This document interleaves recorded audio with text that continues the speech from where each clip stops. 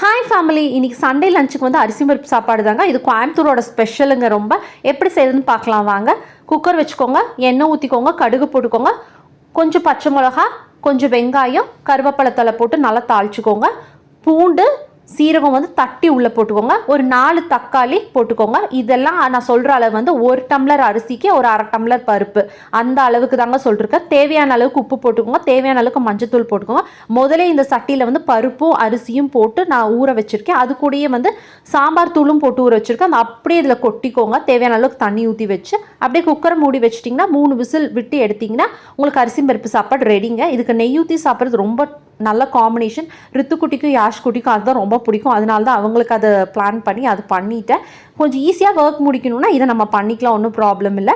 அதுக்கப்புறம் அரிசி பருப்பு சாப்பாடு, கத்திரிக்காய் உருளைக்கிழங்கு பொரியல், தயிர், நெய்ங்க. வாங்க சாப்பிடலாம்.